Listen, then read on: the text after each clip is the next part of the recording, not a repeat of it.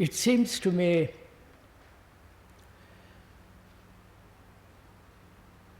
that we never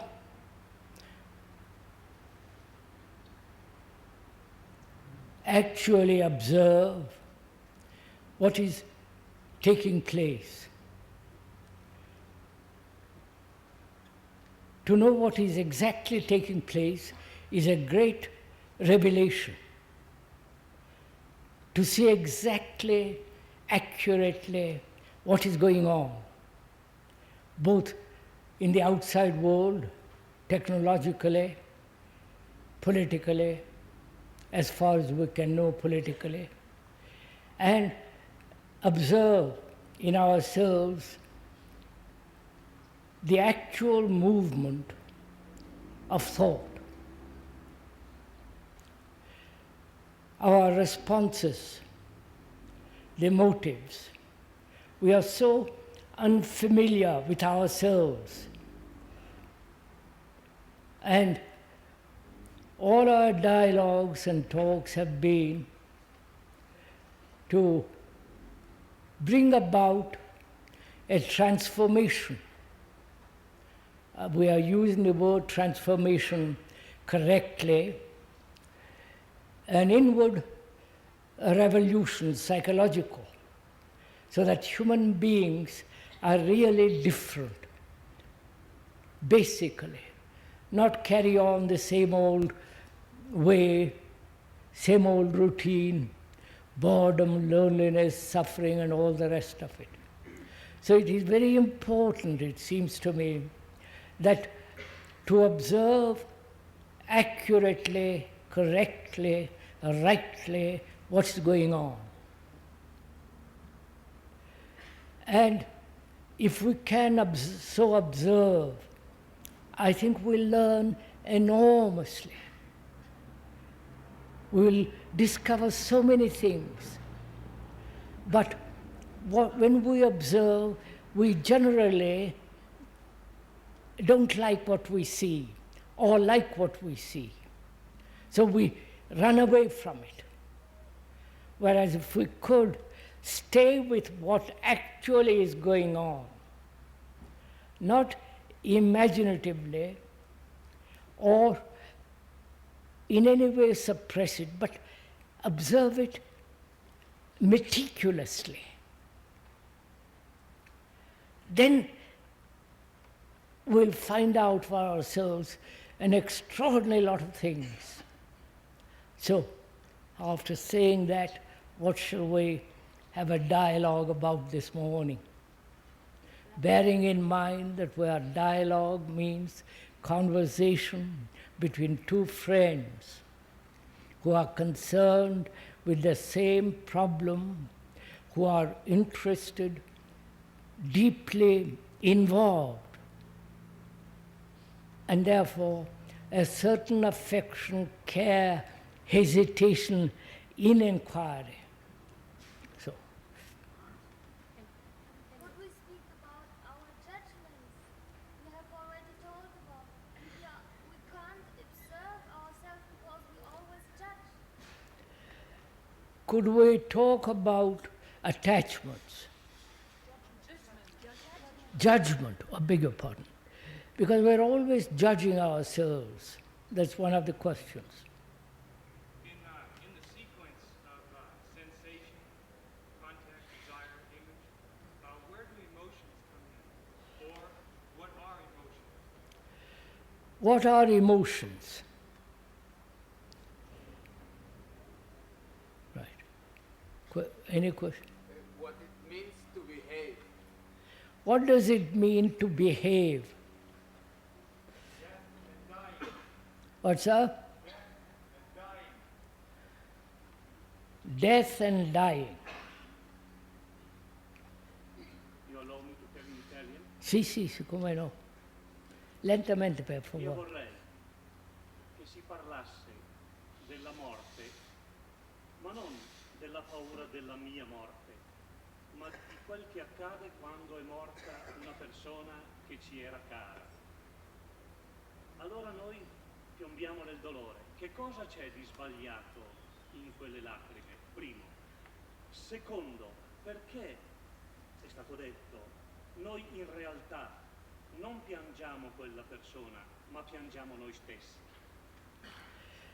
If we are going to talk, the gentleman asked in Italian, forgive me if I correct, if I do not But you put it rightly, correct me. He asks, it is not only that we cry when someone whom we like for ourselves, but also what happens to the other person.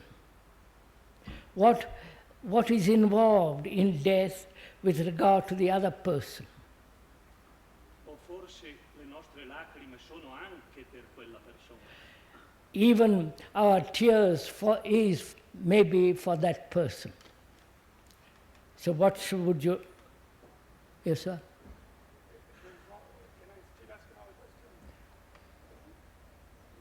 In this meticulously observation of what is that you just said, about which you spoke, to what extent outer circumstances can that impede, What? outer circumstances can impede this meticulous observation of what is?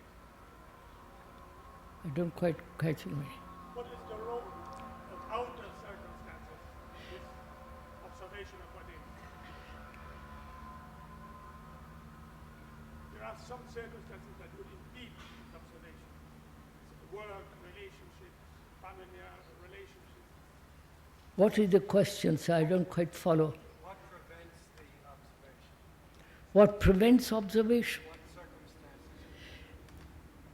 Does circumstances, relationship, all the impingement of outer environment, does that prevent observation? Is that your question, sir? Now, what shall we discuss? Just a minute, we've asked several questions. Your question, which is, why we are always judging? And so we never observe accurately ourselves. Before we even look at ourselves, there's always a judgment taking place. That's one of the questions. The other question was, we'll talk about death and behavior. What do you mean by behavior?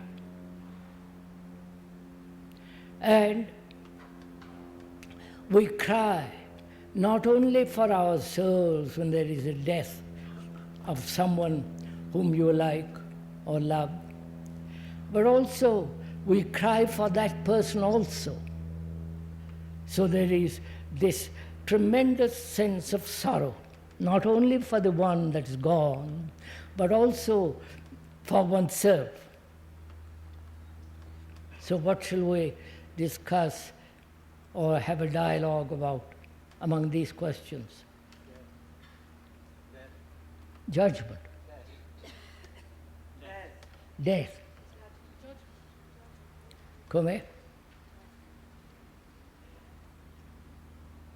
Do you want to talk about death? Really?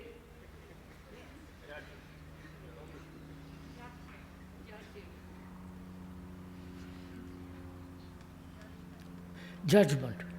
We'll begin with that, judgment, and go on into the other question. Because that's very important, because we're going to find out whether we judge death or see it as it is. We'll come to that. The question is, why human beings always judge or condemn or approve or accept? Why is there this constant movement of appreciation or depreciation? Why is there this state? That's the question.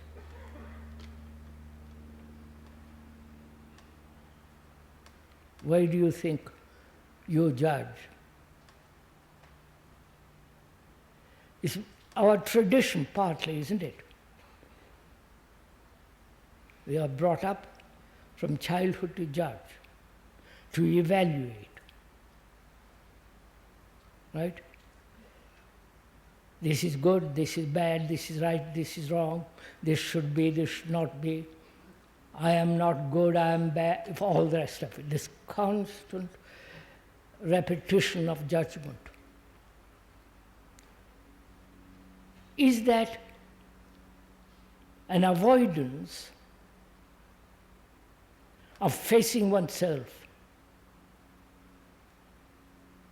You understand my question?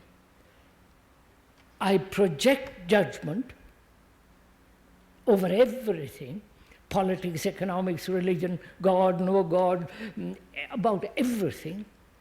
And projecting that, I hide myself from myself.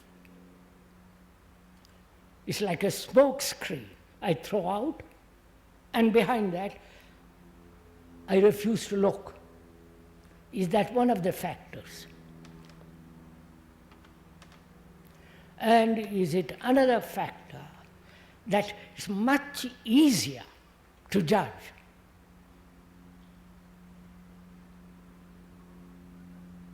Judgment being opinion, prejudice, or previous knowledge.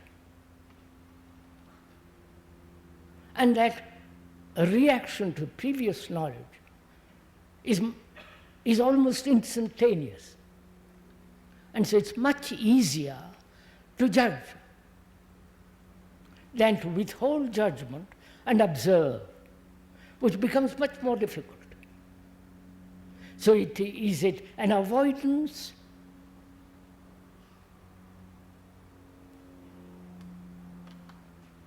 and an escape from looking exactly at what is? And is judgment in religious matters is tremendously potent. Because all religions judge. When you die, there is a judge, an entity who is going to judge you. You know, the Greek idea, all this is a form of judgment about you. When you go to appear at the gate of St. Peter, then he's going to judge you. And so on and on and on. Is that part of our great tradition, religious, social, and also a partly avoiding to observe what actually is going on. If some of these are the facts, and perhaps more, is it possible not to judge at all, but to observe? I like that red shirt, or I don't like that red shirt. But without that reaction, just to observe, then I learn much more. I see that color totally differently. I don't know if you have noticed it.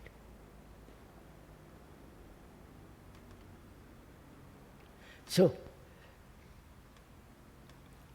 in behavior, that gentleman asked the question, what is behavior?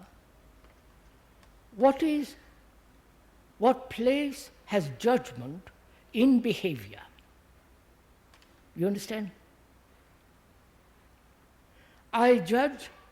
One judges behavior according to a traditional pattern. I get up and the ladies come in, open the doors for the ladies, this or that, various forms of behavior. Now, what relationship is judgment to behavior? You understand what I'm... You understand my question?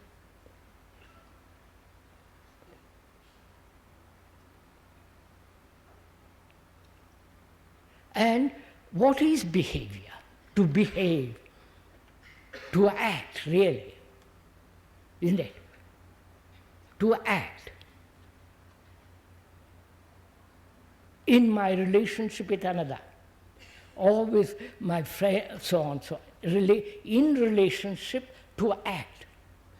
Now, to act rightly, correctly, accurately, which is not judgment, is it? I wonder if you see that.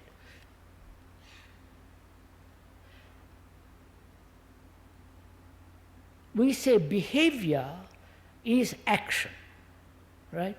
Of course. Is that action based on judgment? Or is it accurate, correct, right? I'm using those three words which have the same meaning. So, when we use the word accurate, is that accuracy based on previous memories, previous activity, previous pattern, and then judge my action, right or wrong, good or bad, or is action, correct action,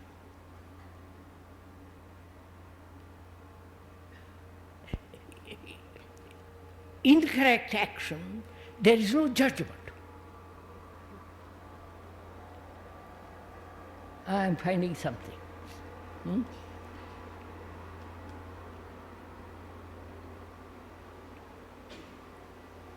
What is correct action?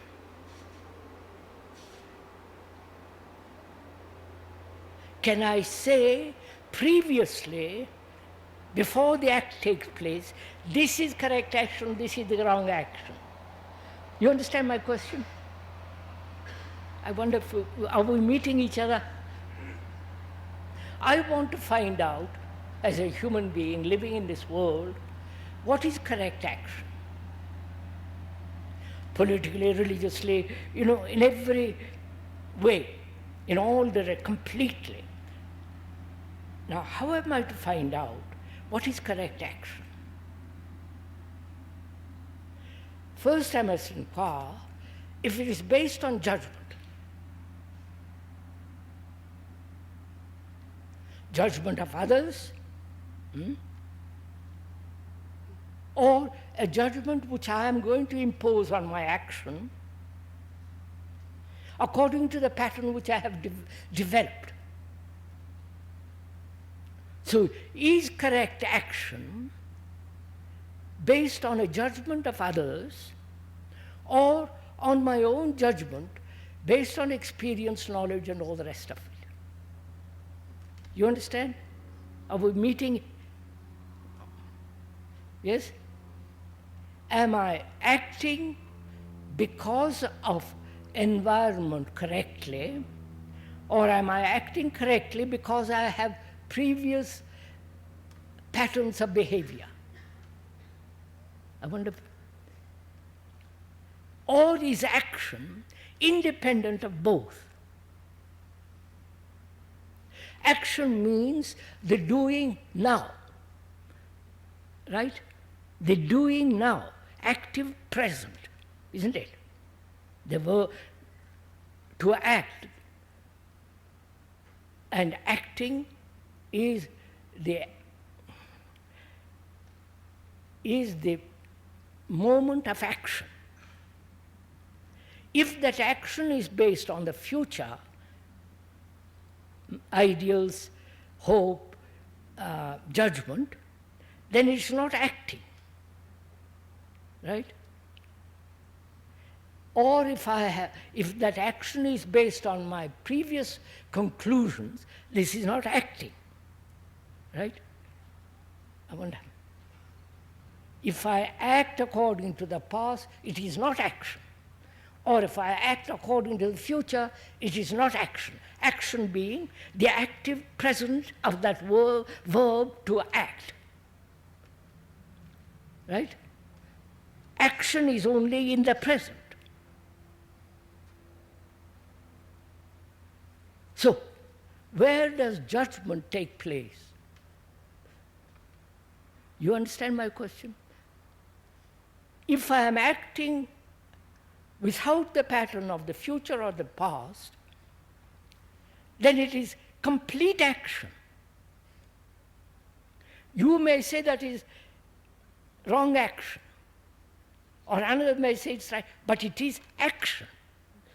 I wonder if I'm making. So behavior is not based on the past pattern or a future ideal.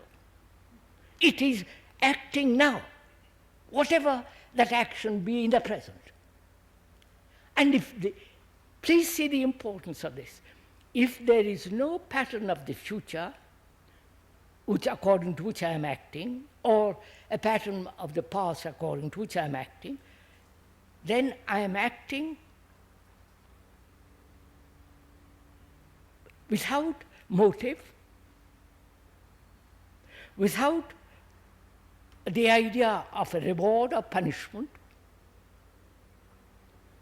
So acting is now. So where action is in the present, freed from the past or the future, it is right action. I wonder if I got it. Have you understood it, sir? Have I conveyed this something? It seems me that in all this question of judgment, we have to consider this criterion, that judgment is always based on the past. Yes, on criterion. Yes. And so, Yes, pattern. Yes.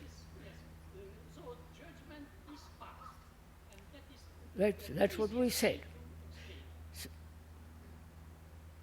So, we've answered those two questions, judgment and behavior. And then there is the question of death. Do you want to discuss that? Huh?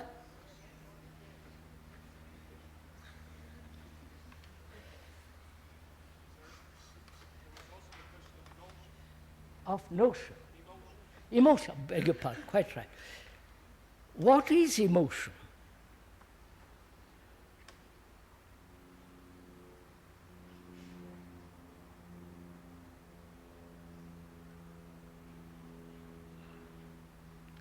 What place has emotion?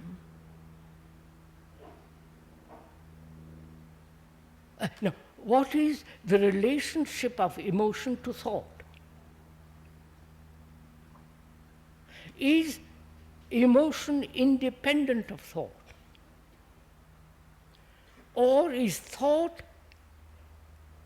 part of emotion?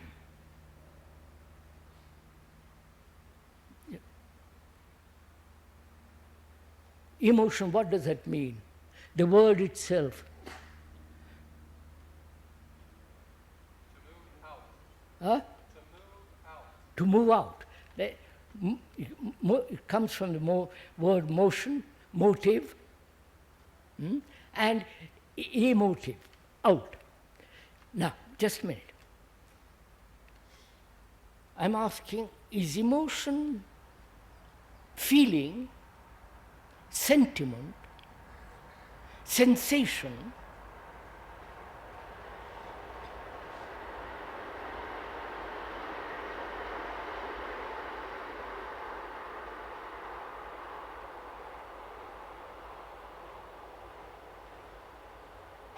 have they any relationship to thought?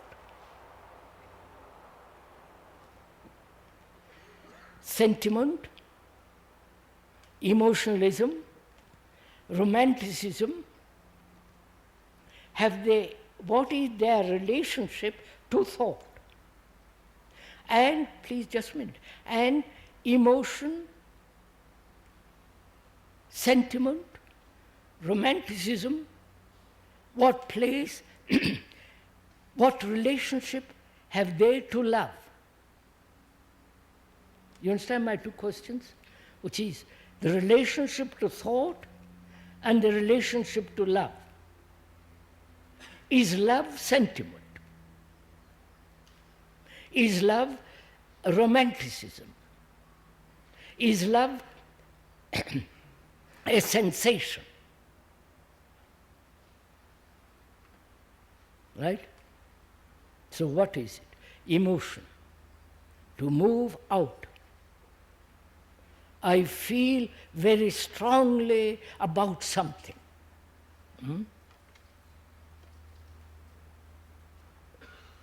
What does that imply? You feel something very strongly about what? Hinduism, doesn't matter what, or communism, whatever it, or dictatorship, let's call it not communism, dictatorship. Communism becoming now bourgeois. So we can carry on.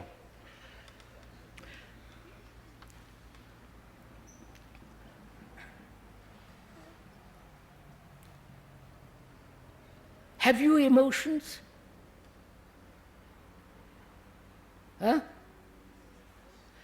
Now, what is its relationship to thought? We go carefully. It cannot exist without thought. What? It cannot exist without thought. That's what I'm going to ask her. Find out. Don't categorize. Don't emphatic. Say, let's play with it. If there was no thought, would you have emotions? Or you would have sensation? Yeah. So we are asking, what is the relationship between thought and emotion? Wait, I see something very beautiful. Perception, seeing, contact, sensation, desire, then thought. And thought builds the image which is established, right? So, there is perception, seeing, then contact, sensation. If thought doesn't interfere there, it stops there, then there is only sensation. I wonder if you are meeting my point. Please, don't accept this. I may be totally wrong. So examine it, investigate it, question it. That is, I see something which is most pleasurable.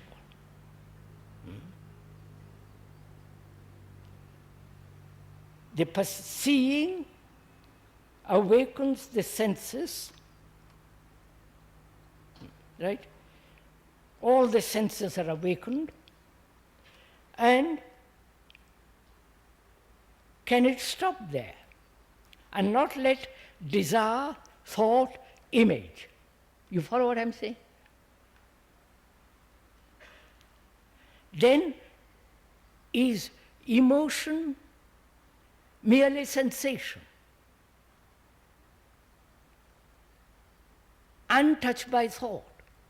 Therefore, it's no longer a movement of desire.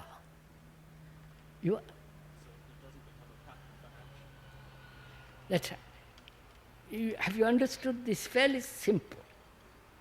I see a beautiful what? Tell me something. Woman? I thought so. Now you all love that, don't you?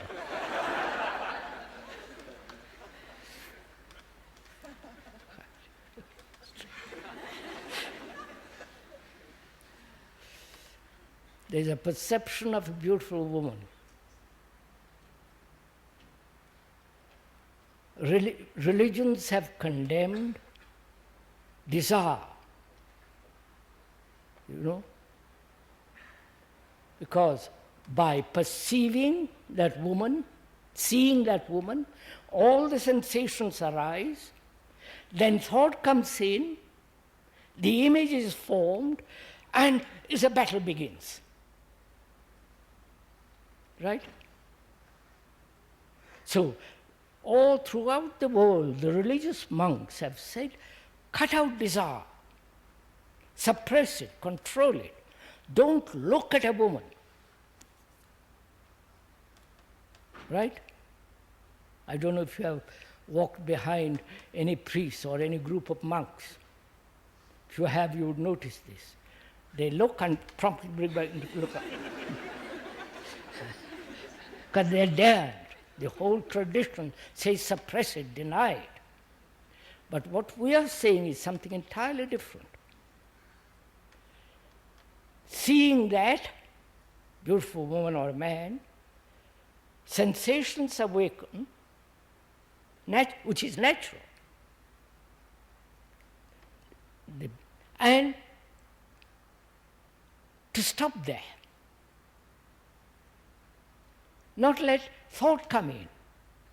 Then the desire begins. Then the image making begins. You follow? You understand? You try it, do it sometime. You will see the extraordinary discipline it demands. You follow? Discipline in the sense, not imposing a pattern, but the act of learning, which is discipline. You understand?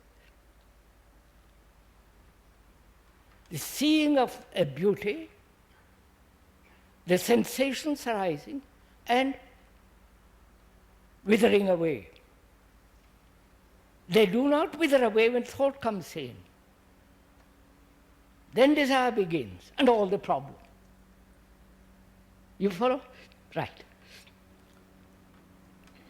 So let's go to now. You want to discuss death. It's an immense problem, this, you understand? Do you really want to go into it? La mia domanda era particolare. Your domanda sì, particolare. Volevo semplicemente sapere che cosa c'è di sbagliato nelle lacrime quando muore una persona cara. E se quelle lacrime sono dirette verso quella persona o verso di me. Sì. Quindi è una questione localizzata del problema. His question is localized, a particular question, which is, when there are tears, when somebody dies whom you like or love, those tears are directed towards that person and towards oneself, or oneself and the other. That's a particular question which we'll come to in the course of the dialogue about death. One question related to this. At the moment of death, some individuals, perhaps it is universal, a smile comes upon the face of a person at the instant of death. My question, what is the significance of the smile?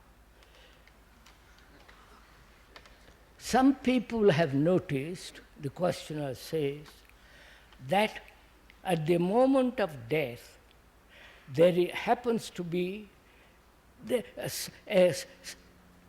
is a smile on the face of the person who is dying. Some of the cases, that some of people die with great agony, in accident, old age, crippled, unconscious, and then perhaps the smile doesn't come in. Or, as the gentleman says, sometimes it happens that there is a smile on the face of a person who is dying. What is the significance of that smile? That's the question.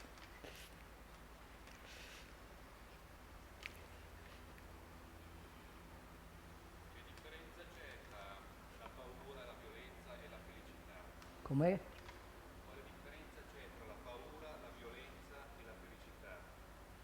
What is the difference between fear, sorrow, and happiness. Felicità.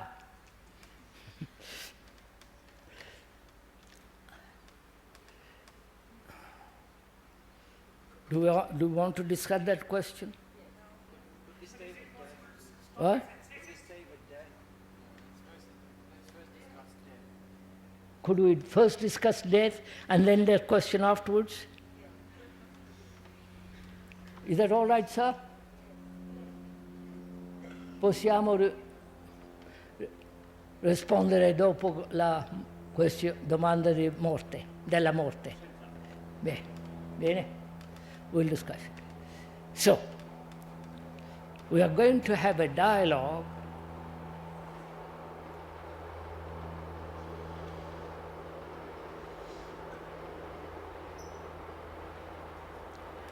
we are going to have a dialogue about death.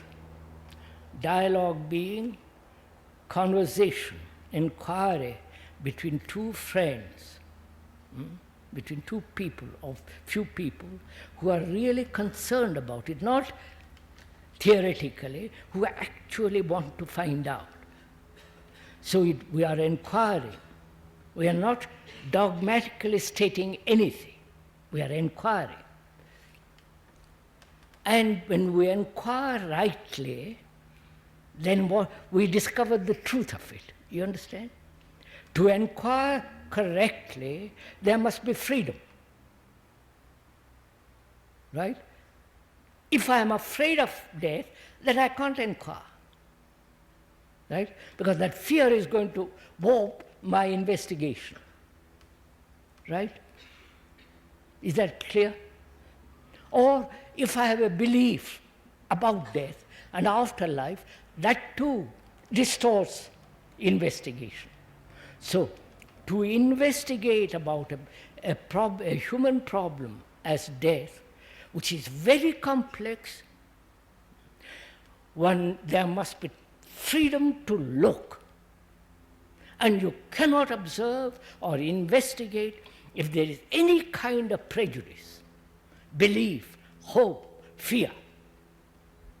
Therefore, are you prepared for that? You understand my question? That to inquire very seriously, there must be no prejudice, otherwise distort, no fear, no desire for comfort, hope, none of mind must be completely empty to look. Right? That's the first thing to have to find out about something. First of all, every human being has a desire for continuity. Right?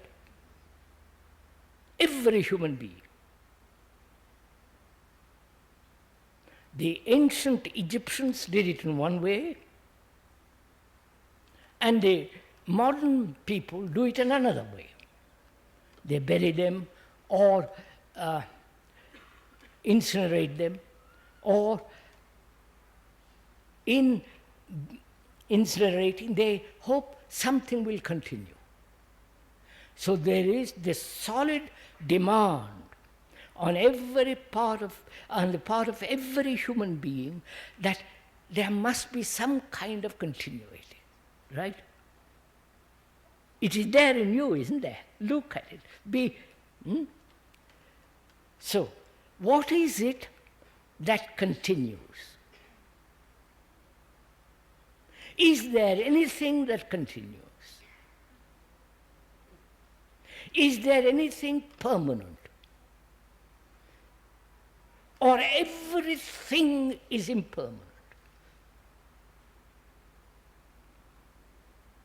Do you understand my question? So I must find that out. Before I can go into the question of death, I must first find out, a human being must find out if there is anything permanent that continues. Continuity implies permanency. right?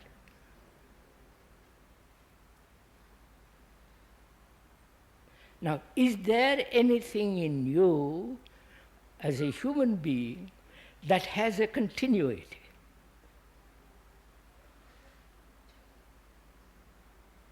The desire for continuity seems to be permanent. Come here. The desire for continuity seems to be permanent. No, no, no. Desire, please, sir, no, apart from desire, apart from it, is there anything permanent? Permanent being continuous, which is a movement without an end. You understand my? No, not maybe. First, look at it, sir. There is the desire for continuity. Desire being, we said very carefully, sensation plus thought is desire, and the desire creates the image, right? See the sequence of it. Sensation, thought, desire, the image making. Apart from desire, is there something that is permanent, which means time doesn't touch it? That's what we mean, permanent. Time will not change it. And therefore, it is a movement continuous. So, is there anything in a human being which is permanent?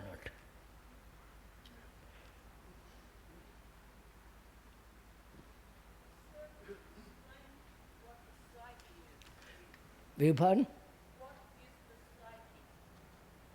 What is the? What is the psyche? We'll come to, madam, you put a question without, please don't put questions which are not related actually with what we are discussing. Please, I beg of you, because you are not paying attention to what we are saying. We will include the psyche and all that presently, but this is what we are asking. Is there anything permanent in human being? If we talk about continuity, we always think in terms of time. That's right, sir. Continuity means time. And also it means there is no time. If it is continuous from the beginning to the never ending, it is beyond time. Just a minute, I don't want to investigate that yet. Is there anything in human being, in you, in me, that is permanent? Well, I think it's the self. Huh? The self. There's a feeling of existence always. There is the feeling of existence, there is the feeling of the self. The self and a feeling of living. As a boy, Yes, feeling, yes, from childhood till you die. Existence, the feeling of living. So, what is the I? We said the I is permanent. Somebody says that. So, what is the I, the me, the psyche, the personality? What is that? Please be serious. Don't fiddle with this thing, because it's much too serious if you really want to go into this question. Thought and memory. So, you are saying thought and memory. Thought as memory. Are you repeating this because you have heard somebody say it, or is it a truth to you? La realtà dei fatti è che io non so nulla, ma desidero che ci sia questa persona. Just, wait. Please, do listen carefully. We are having a conversation or inquiring into what is the I. The I being the feeling that you are living, that you are existing. And then what is that I? Is that I permanent?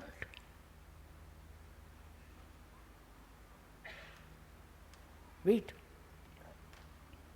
The ancient Hindus laid down that I is evolving till life after life, till it reaches perfection, which is highest principle, Brahman. So it is that I has a continuity till it makes itself perfect and is absorbed into the highest principle. That is the idea of reincarnating.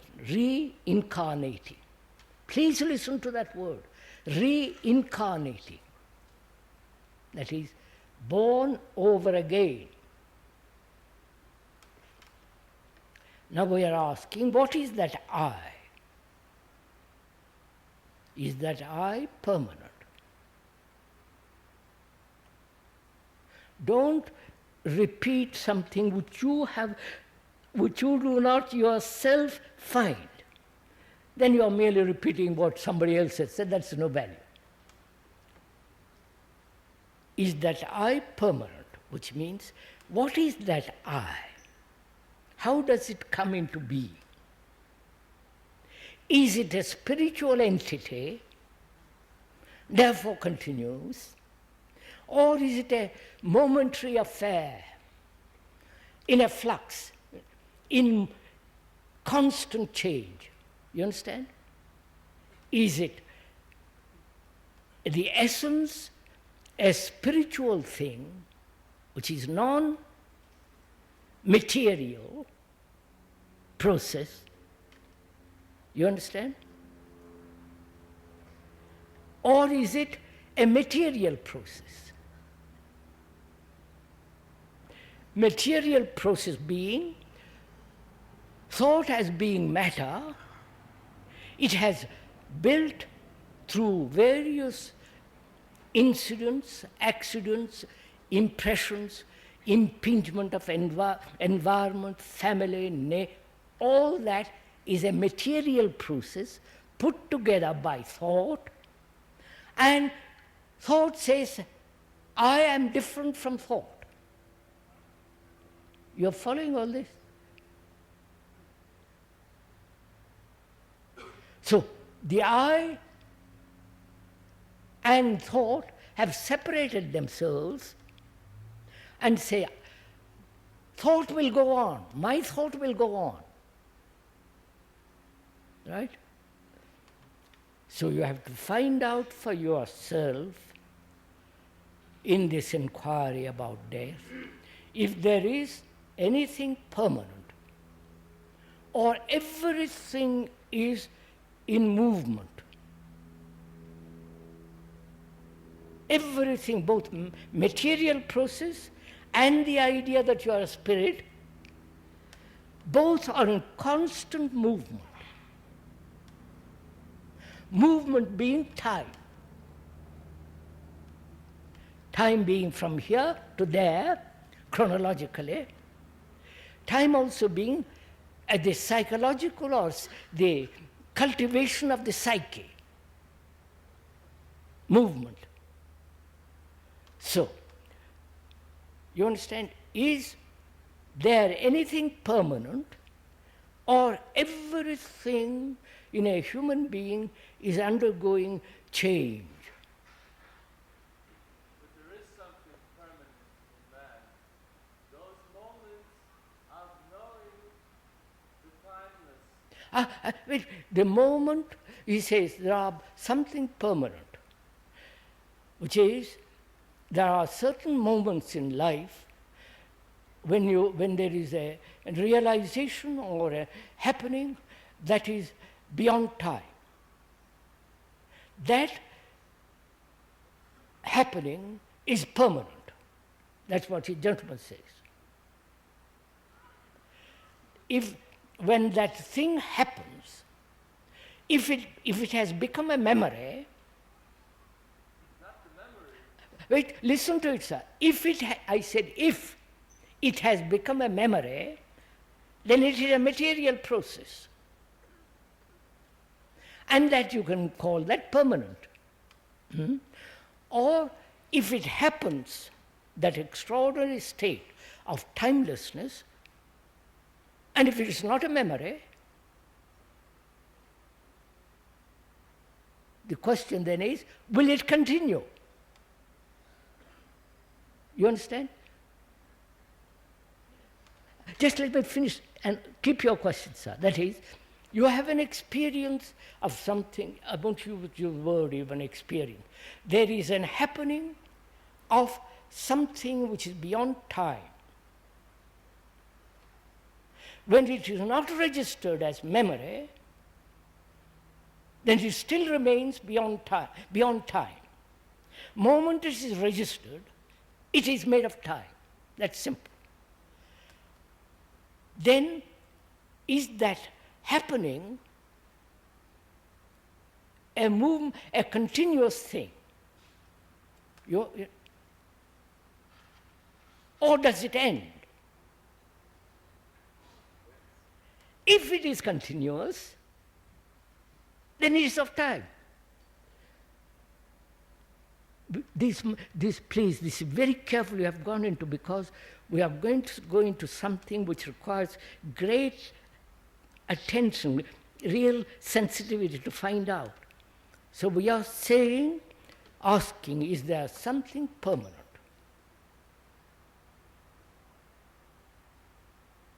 It's for you to answer it. One wants something to be permanent. There is the desire to have permanency. I want my permanent house, my permanent name, my permanent form. You follow? The memories, the attachment. We want everything permanent. All insurance is based on permanency. Right? So, just a minute, sir. So, we have to find out for ourselves if there is anything permanent. I think the ultimate truth within oneself is timeless. The ultimate truth within oneself is timeless because it is in everybody. No, sir. Do look, please. You see, for myself, there is nothing permanent. I'm not imposing this onto you. Nothing permanent. Then what is death? You understand? If there is a continuity of the me putting is structured, put together by thought. Thought being the word being the name, the name being attached to the form. The name, the form of the body, the organism, and the whole structure of the psyche is put together by thought. Obviously.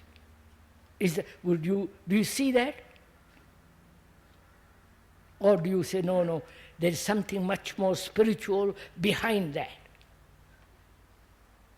If there is something much more spiritual behind that, and if you say that exists, it is still part of thought. You understand? If you say that behind this veil of time, which is good expression, veil of time, there is something utterly timeless, then you have recognized it. Right? If you have recognized it, it's part of your memory. If it is memory, it is a material process of thought. Either that something behind the veil is real, true, therefore unthinkable, right? So you don't know. But when you assert there is something spiritual, spiritual essence, you have already contaminated it. Therefore, it's no longer spiritual. You understand? Grasp this once and you will see. See, this is an old trick of among great many Hindus, that there is God within you. Brahman is within you. And all that you have to do is peel off, like onion skin. You understand? That is, you have established by thought God in you, or the Brahman in you, and then thought says, I must get at it, therefore let me operate. So, if all thought is a material process, and whatever it has put together is still material process, even though it says there's a permanent me, it is still part of the structure of thought. Then, what is an ending? Which is death, you understand? I wonder if you're following all this. Now, just listen to it, so fine, look at it. You don't answer me, look at it first, look before you answer it.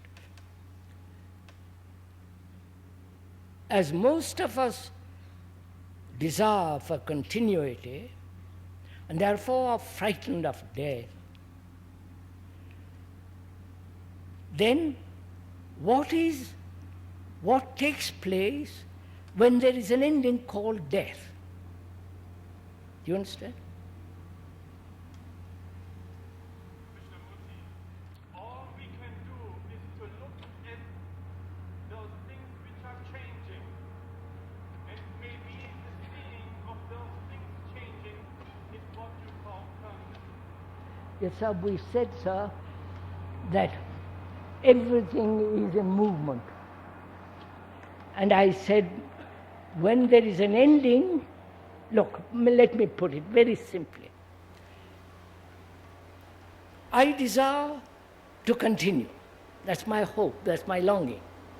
I don't, but I'm just taking that as an example. As a human being, ordinary human being, he says, I must continue. I'm frightened of death. But there is an ending. I die. I may not want to die. I may cry at death. I may fight against death. That is inevitable. Right? So I'm saying, when there is the desire for continuity and there is an ending, then what takes place? You understand my question? Are you getting tired?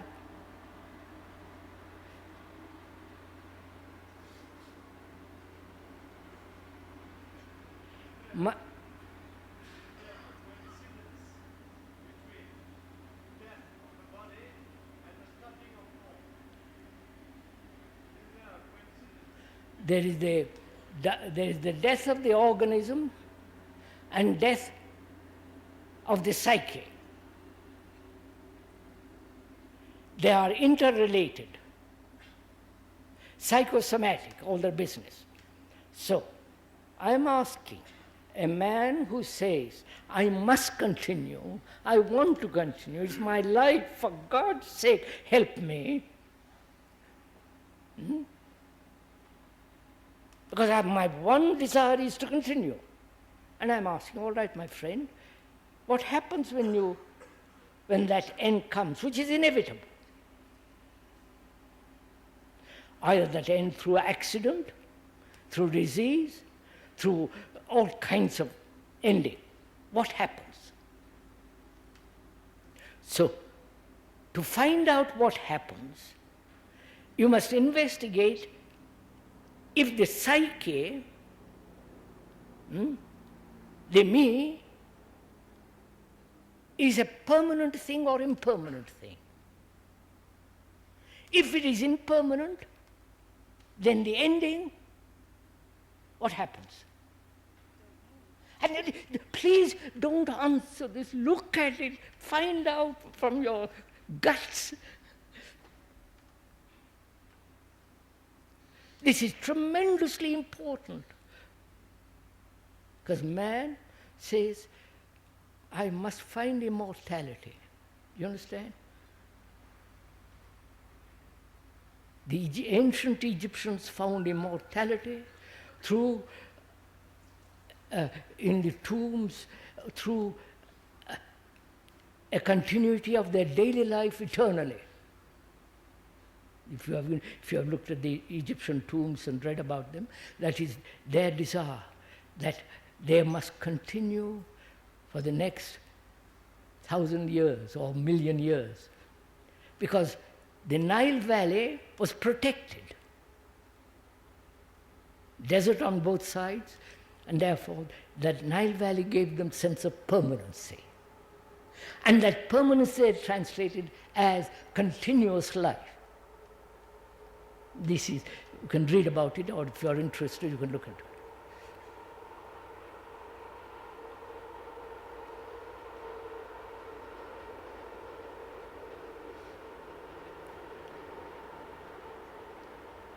And the ancient Hindus said,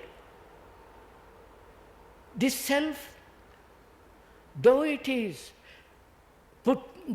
impermanent,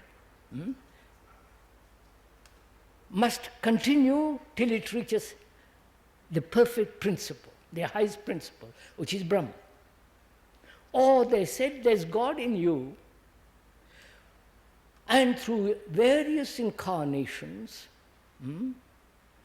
you will make that ego perfect till it reaches the highest point. You follow? And the Christians have their own way of resurrection and all the rest of it. Now, I want to find out, as a human being, though my desire is for continuity, I know there is inevitably death. Inevitably, whether you like it or not, it is there. And I say to myself, what happens when there is an ending? There must be a great shock Huh? between the desire to continue and the feeling of the ending. What is that? Great shock.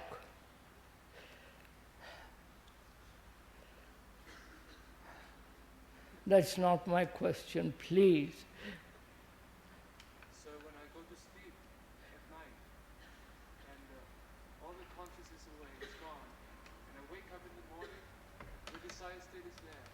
So it goes. We'll discuss sleep, sir, in a different way. Just a minute.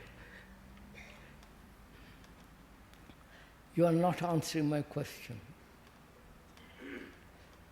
Because you are not facing it. You are not looking at it, not putting your teeth into it to find out. I want to continue. That's my hope, my desire, my longing.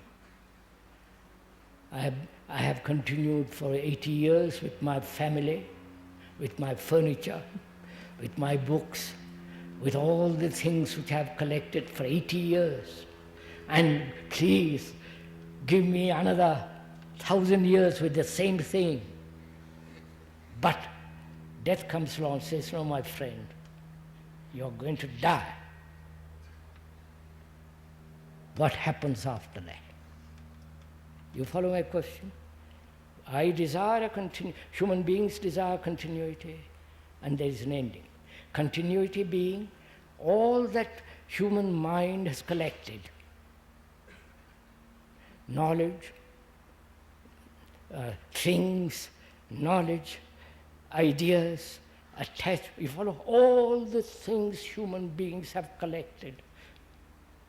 Property, things and ideas, beliefs, God, all that, I want that to continue for the rest of eternity.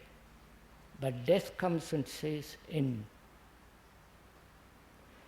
So I'm asking, what is it that ends? Huh? What? Are you sure? So be careful. So don't just speculate. That's why I really don't like to discuss this or go into it with many people because they're not serious.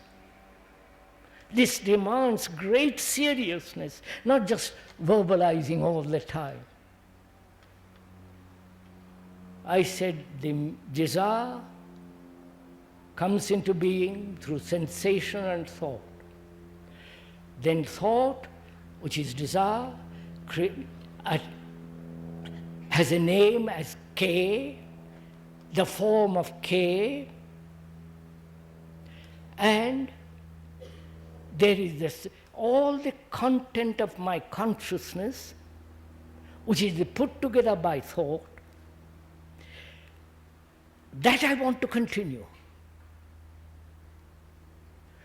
I want thought with all its content, with all the attachments, with all the pain, with all the suffering, with all the misery and confusion, that I want to continue. Yes, so you start schools, you have your own teaching, and you make films of yourself. And when you die, this of course will continue. My Jesus, love of God. Sir, that's a very serious point. Sir, surely when one dies, the attachments also. What? They must die. What? The attachments must die when one's physical body. I can't hear, sir. The attachments that one has disappear when one's physical body dies. So, when the physical body dies, the material process, which is the brain structure, which is the thought process, dies. You understand? I wonder if you see this. No, just please, for God, that's why I don't want to do. The physical process stops, my brain dies. But is the content of my consciousness, any different of the people who live around me? So does that die? Sir,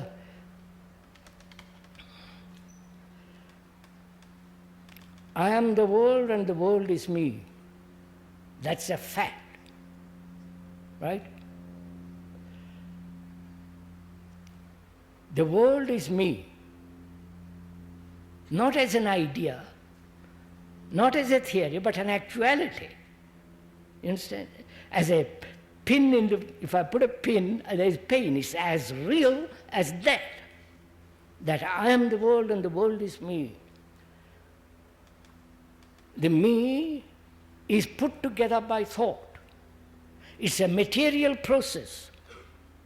Thought is a matter, material process, because it's response of memory which is stored in the brain as knowledge. And so, when that brain dies, the material process dies, right? Then what takes place? You understand my question? Sir, transformation. Huh? Transformation. Oh, gee, my God. Madam, if I may point out without being rude, does it, when you say material process dies, have you died to that now? Not when death comes.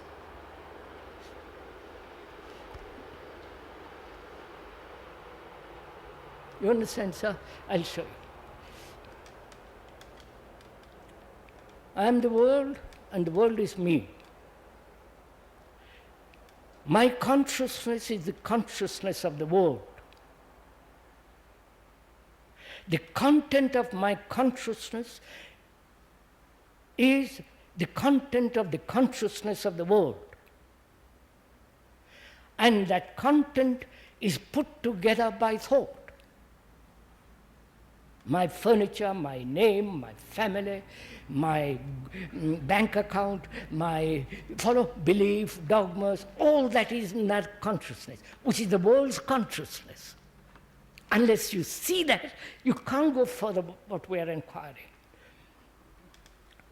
Then that consciousness, which is a material process, comes to an end.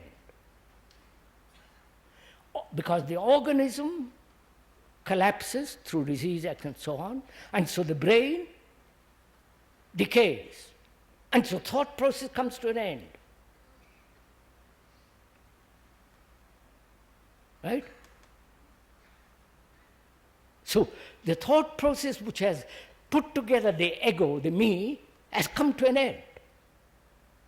You don't accept that.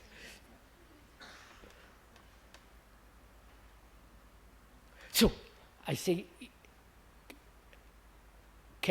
is it possible to die now to everything that the thought has put together as consciousness, which is me and me the world?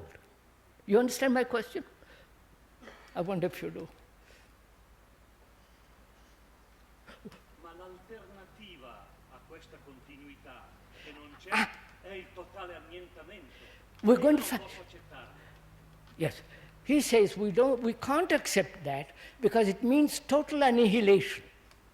That we can't accept. Why not? If that is truth,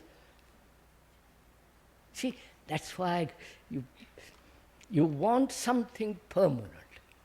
You want something that will be endless, which is yourself, with all your misery, all that business. So I say to myself, please listen, as I am the world and the world is me, my consciousness is the consciousness of the world, and all that content of that consciousness which makes up consciousness is put together by thought. Beliefs, dogmas, ritual, everything is put together by thought. Now I say to myself, can all that die now? Not 50 years later, now. Which means can that content empty itself now? You understand my question? That is, death is now, not 50 years later. One more.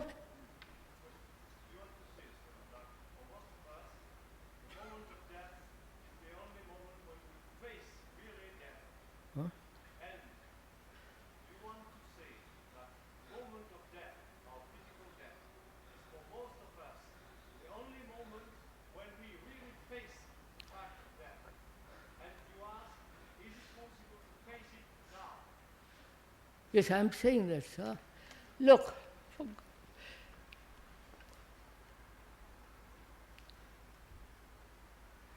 when you die, your body withers away and your brain ends. And all the content of your consciousness cannot continue as it is, because it's a thought process.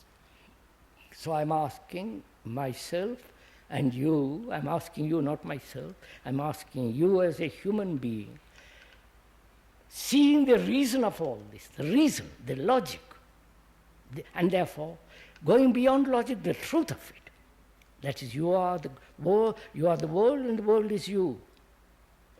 And your consciousness is the consciousness of the world. Right? I don't know if you see that. And when you see that, have an insight into that, then the things that have been put together by thought, can all that come to an end, not 50 years later, but now? You understand the question? Have you understood my question? This is why. No, this is only, please, I can't, please, this is dreadfully serious. Look, sir, part of my consciousness, I believe, belief is part of my consciousness. Right through the world, they believe in something, right? God, I believe in perfect state, I believe in my experience, I believe in God, I believe in Jesus, I believe in Buddha, I believe, which therefore is a common factor for man. That belief is put together by thought.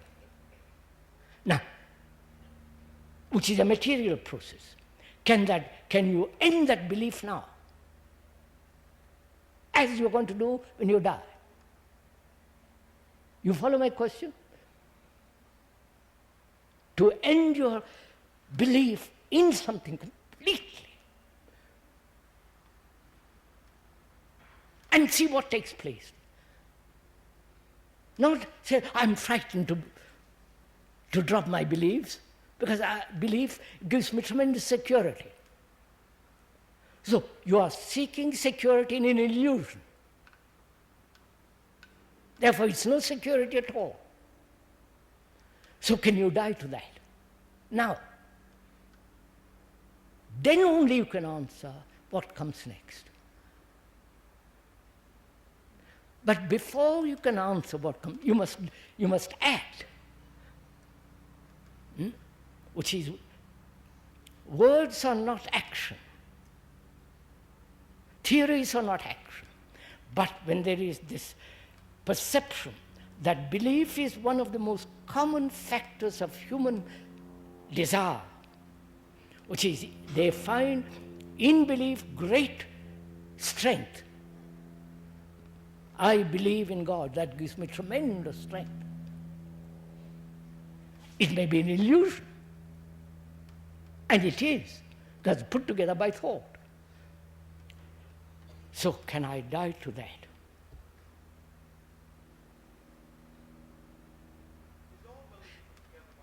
Huh? It's all belief put together by thought. All belief, complete. I said that, sir. I said that. Do you see, that's why I can't. So can you die to that belief? To believe, not to a particular belief, to believe. And as most people have ideals, and this is one of the most extraordinary phenomena in the world, that wherever you go, every human being has ideals. Ideal something or other, it doesn't matter what it is. Noble, ignoble, actual, and so on. Now, ideals are obviously put together by thought. It's a material process, in opposite to what I am. So can you die to that? And unless you die to that, you follow, you cannot possibly answer the next. And we want to find out the next before we die. That's what we are clinging to, you understand? If that can be told, verbalized, and then made common, you'll all believe in that. It becomes vulgar.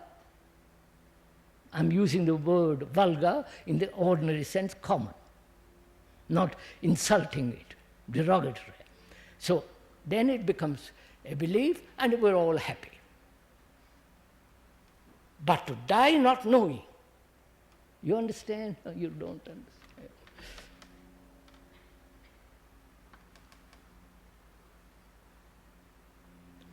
So, we are only dealing with facts, not with theories, not with projected ideas, comforting or ennobling, but we are dealing with actual facts of daily life. Our daily life is made up of things put together by thought. Thought is a material process. Come on. Sir, is it only the material process thinking? I'm thinking of dead people. I haven't had any experience of that kind, but I know people who have had some experience. And dead people don't have any brain and body. And even they seem that because of those people, they have an experience of that kind. I know what you're talking. I understand, sir. He's talking about ectoplasms. That's quite a different problem. You're not. Look, sir, let me put it around the other way. A human being doesn't end his sorrows, his miseries, his confusion. Then he's like the rest of the world, right? He dies. But sorrow, confusion, misery as a vast stream goes on. You understand it? This is a fact. Like a vast volume of water in great river, there is this immense sorrow of man. Oh, God's sake, you don't see all this. There is such violence, hatred, jealousy, you follow? That's the vast stream. And we human beings are part of that stream. Unless I die to that stream, it will go on. The stream will go on, which is the world. You understand? So, the man who steps out of the stream, or the human being who steps out of the stream, shall know what is beyond, what is. But as long as you remain in that stream, 1 foot in and 1 foot out, playing, which most of us do, you will never find out what is beyond death. Which means one must die to everything without hope. Do you understand all this? That's one of the most difficult things. I believe Dante, in his Inferno, said, and what is it? Lose all hope before you enter.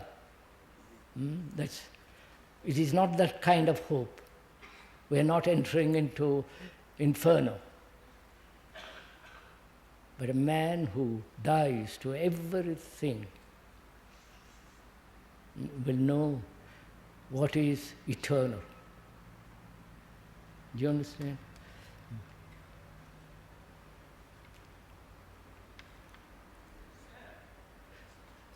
May it be that to die to the uncreated, to the created, is to come alive to the uncreated. So that's just, that's why I don't want to discuss with you people.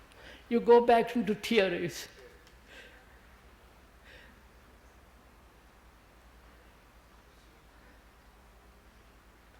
So, you understand?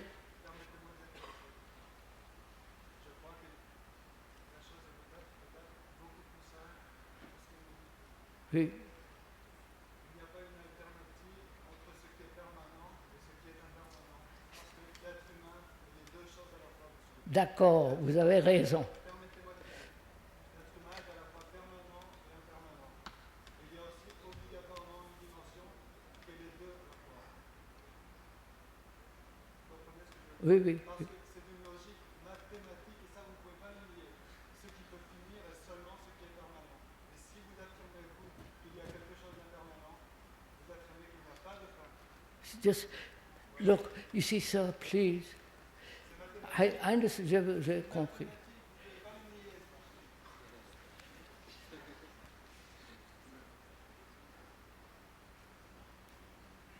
You know, it's one of the most difficult things to talk or discuss or go into things